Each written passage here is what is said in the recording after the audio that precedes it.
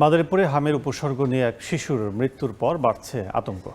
বর্তমানে 11 জন শিশুকে 250 শয্যা জেলা হাসপাতালে হাম আইসোলেশন ওয়ার্ডে চিকিৎসা দেওয়া হচ্ছে। সেখানে আছেন রিপোর্টার সঞ্জয় কর্মকার অভিজিৎ।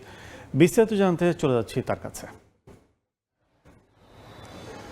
সারা দেশের মতো মাদারীপুরেও বেড়েছে হাম রোগে আক্রান্তর যে ভয় এবং আতঙ্ক, সেটি কিন্তু মাদারীপুরে বেড়েছে। আমরা জানতে পেরেছি গত 30 মার্চ এক শিশুর মৃত্যুর পরে যে হাম রোগের আক্রান্তের সংখ্যা, যে শিশুরা রয়েছে অন্যান্য শিশুদের মধ্যেও কিন্তু ভয়ভীতি কাজ করছে এবং যারা অভিভাবক রয়েছেন তারাও কিন্তু আতঙ্কে রয়েছে। আমরা কথা বলেছিলাম মাদারীপুর 250 শয্যা হাসপাতালের আবাসিক মেডিকেল অফিসার ডাক্তার অখিল সরকারের সাথে। তিনি বলেছেন যে এই হাসপাতালে একটি আলাদা ইউনিট খোলা হয়েছে, যে ইউনিটে হাম রোগে আক্রান্ত হবে কিংবা উপসর্গ নিয়ে যাদেরকে নিয়ে আসা হবে তাই সেই সমস্ত শিশুদের এখানে চিকিৎসা দেওয়া হবে।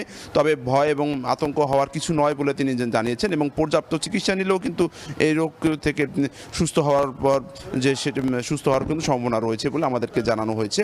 এছাড়া তাদের পক্ষ থেকে সার্বক্ষণিক চেষ্টা করা হচ্ছে যাতে শিশুরা যে এই হাম রোগে যারা আক্রান্ত হচ্ছে যে শিশুরা তাদেরকে চিকিৎসা দেওয়ার জন্য সার্বক্ষণিক যে ব্যবস্থা সেটি কিন্তু তারা করছেন বলে আমাদেরকে জানিয়েছেন। আমরা দেখেছি যে বর্তমানে জেলা সদর হাসপাতালে 250 শয্যা হাসপাতাল রয়েছে, সেখানে 15 জন শিশু এখানে কিন্তু ভর্তি আছে এবং তাদেরকে নিবিড় পর্যবেক্ষণে রাখা হয়েছে। পাশাপাশি অন্যান্য শিশুদের মধ্যেও যদি এই হাম রোগের কোনো উপসর্গ দেখা যায় তাহলে তাৎক্ষণিক চিকিৎসকের পরামর্শ নিতে বলা হয়েছে এবং যে সরকারি হাসপাতালগুলো আছে সেখানে ছুটে আসতে বলা হয়েছে।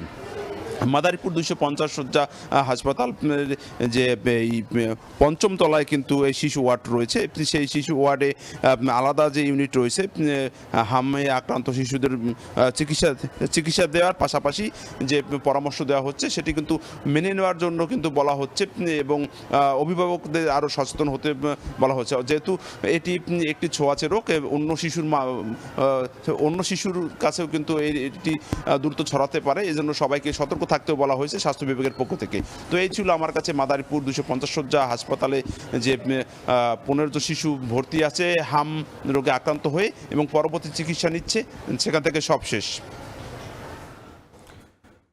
হাম রোগের প্রাদুর্ভাব বিষয়ে বিস্তারিত জানতে এখন সরাসরি ছিলাম মাদারীপুরে।